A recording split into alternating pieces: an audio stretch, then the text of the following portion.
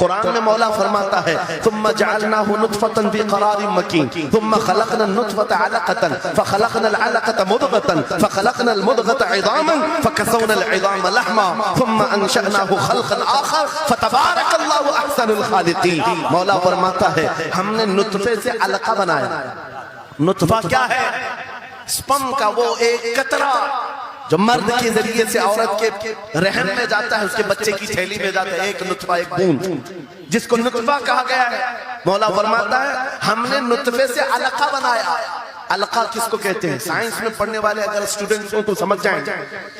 اگر کوئی medical science کا کوئی اسٹوڈنٹ ہے تو اسے معلوم ہونا چاہیے ایمبریالوجی میں چپچپا ہوا چنگم جو ہوتا ہے اس کو علقہ کہتے ہیں عربی میں. اور آج سائنس یہ کہتی ہے کہ پہلے باپ کے نطفے کے ایک قطرے سے ایک چھوٹا سا خون کا ٹکڑا بنتا ہے جو چپچپا ہوتا ہے، پھر اس کے بعد ایک گوشت کا ٹکڑا ہوتا ہے، پھر اس کے بعد اس میں ہڈیاں بنتی ہیں، پھر اس کے بعد اس پر چمڑیاں آتی ہیں، پھر اس کے بعد اس کی آنکھیں ساری چیزیں بن جاتی ہیں. یہ پروسیس ہے 9 مہینے ماں کے پیٹ میں، اور ہر ایک کے ویکس گنے ہوئے ہیں. فرسٹ ویک میں کیا ہوتا ہے، سیکنڈ ویک میں کیا ہوتا ہے، تھرڈ ویک میں کیا ہوتا ہے. ایمبریالوجی کا پورا علم ہے.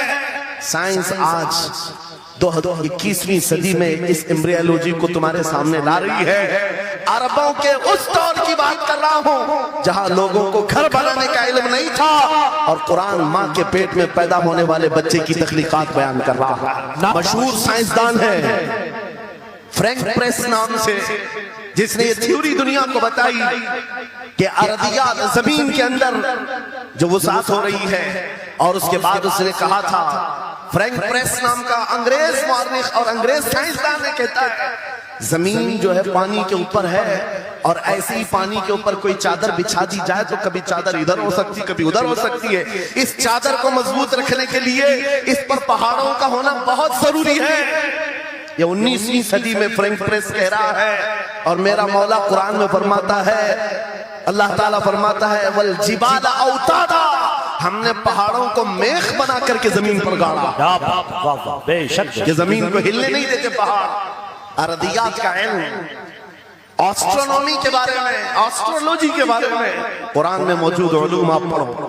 زولوجی کے بارے میں، جانوروں کے علوم کے بارے میں قرآن میں پڑھو. رب تعالیٰ پرندوں کے ان اشکال کے بارے میں بیان فرما رہا ہے. یہ جھنڈ کے جھنڈ جاتے ہیں، جماعت کی جماعت ہوتی ہیں. چونٹیوں کے بارے میں پوری سورہ موجود ہے. ان کے کھانا تقسیم کرنے کا طریقہ کیا ہے، ان کے ایک دوسرے کو پکارنے کا طریقہ کیا ہے، ان میں جب ایک چونٹی مر جاتی ہے تو اس کو دفنانے کا طریقہ کیا ہے. یہ کون بیان کر رہا ہے؟ یہ قرآن بیان کر رہا ہے. قرآن پاک بیان کر رہا ہے.